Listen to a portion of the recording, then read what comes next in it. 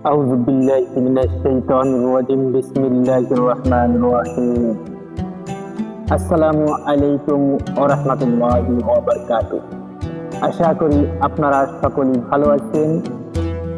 দুনিয়াতে অনেক সময় আমরা এমন কিছু মানুষ দেখা পাই যারা নিজেদের স্বার্থের জন্য অন্যের সরলতার পুঁজি করে, বিশেষ করে কোনো স্বার্থপর এবং অহংকারী মেয়ে যখন আপনার আবেগ আর বিশ্বাস নিয়ে খেলা করে, তখন মন ভেঙে যাওয়াটাই স্বাভাবিক। অনেকেই আমাকে অনুরোধ করেছেন যে এমন স্বার্থপর মানুষকে কিভাবে উচিত শিক্ষা দেওয়া যায় বা তাকে তার ভুলের জন্য অনুতপ্ত করা যায়। আজ আমি আপনাদের প্রাচীন কিতাব থেকে এমন এক শক্তিশালী তদবির শিখাবো যা প্রয়োগ করলে সে অহংকারী মানুষটি নিজের ভুল বুঝতে বাধ্য হবে। আসুন শুরু করা যাক আজকের ভিডিও। প্রিয় দর্শক, যারা আমার এই ছোট চ্যানেল থেকে, কবিরাজ ইউটিউব চ্যানেল থেকে আমার ভিডিও দেখতেছেন, অবশ্যই আপনারা আমার এই ছোট্ট চ্যানেলটি সাবস্ক্রাইব করে আমার সঙ্গে থাকবেন। এরকমের কবিরাজি সকল বিদ্যা আপনাদেরকে শেখানো হয় এবং শিক্ষণীয় ভিডিওগুলো আপলোড করা হয়। অবশ্যই সাথে থাকবেন। আসুন আগে কিছু কথা শুনি। মনে রাখবেন, এই বিদ্যাটি কোনো সাধারণ খেলা নয়। একে অনেক প্রাচীন ভাষায় নাগিনবাদ বা দর্শন তদবির বলে থাকেন। অর্থ, এটি সেই ব্যক্তির বিবেককে এমন ভাবে দর্শন করবে যে সে শান্তি পাবে না যতক্ষণ না সে নিজেই ভুল স্বীকার করছে। তবে আমার অনুরোধ, কোনো নির্দোষ মানুষের উপর এটি প্রয়োগ করবেন না। শুধু মাত্র তখনই এটি করবেন যখন কেউ আপনার সাথে চরম অন্যায় করেছে।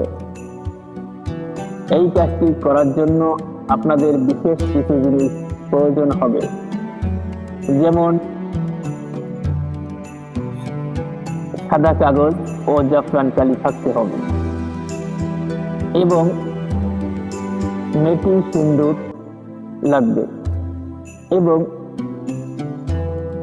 চন্দনের হার লাগবে, চাঁদনি কালি ও রেশমি সুতা ইত্যাদি। অবশ্যই আপনার এগুলো গোছাতে হবে। এই মুহূর্তে স্ক্রিনের পরে যে নকশাটি দেখতেছেন, এই নকশাটি লিখতে হলে এগুলো আপনার অবশ্যই লাগবে এবং আমল তদবিরটি লেখার পূর্বে অবশ্যই পাক পবিত্র হয়ে নির্জন ঘরে বসবেন। এটি মঙ্গলবার বা শনিবার রাতে করাই সবচেয়ে উত্তম। কাগজে একটি নকশা আঁকতে হবে, যেমন আপনার যাকে শিক্ষা দেওয়ার ইচ্ছা তাকে কল্পনা করে যে নকশাটি আপনারা দেখতেছেন, অথবা তার একখান ছবির পিছনে নকশাটি সুন্দর করে লিখবেন এবং নকশার নিচে সেই স্বার্থপরের মেয়ের নাম এবং তার মায়ের নাম স্পষ্ট করে লিখবেন। এরপর মনে মনে সেই ব্যক্তির চেহারা কল্পনা করে মনে মনে বলবেন, তুমি আমার সাথে যা করেছো তার ফল তুমি ভোগ করো। এইভাবে আপনি তদবিরটি লিখে এইভাবে আপনারা কাজটি করবেন। নকশা লেখা হয়ে গেলে এবং এটি ভাবা হয়ে গেলে সামান্য সিন্দুর ছিটিয়ে, অর্থাৎ নকশার পরে সামান্য সিন্দুর, চন্দনের হার এবং চাঁদনি কালি যে পাউডারগুলো থাকে ওগুলো ছিটিয়ে দিবেন নকশার পরে। এবার স্ক্রিনের নিচে দেখেন একটি মন্ত্র লেখা দেখাচ্ছে। মন্ত্রটি 7 বার পাঠ করে নকশাটির উপর দেবেন।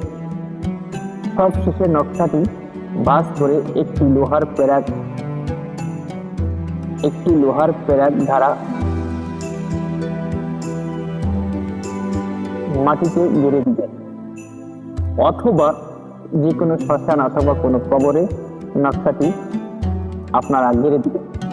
তদবিরটি করার 7 থেকে 21 দিনের মধ্যে আপনি পরিবর্তন দেখতে পারবেন।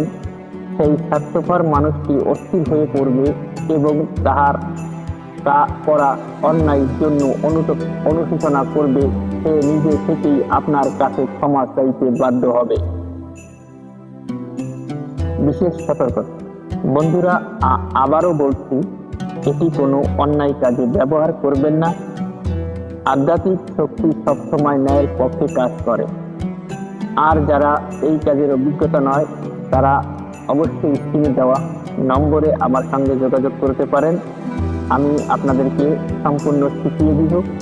আমাকে কোনো টাকা পয়সা আপনাদের দেওয়া লাগবে না। কিন্তু আপনাদের এই কাজটি যদি আমি করে দিই, তাহলে এই কাজের যত খরচ, সম্পূর্ণ খরচ আপনার বহন করতে হবে।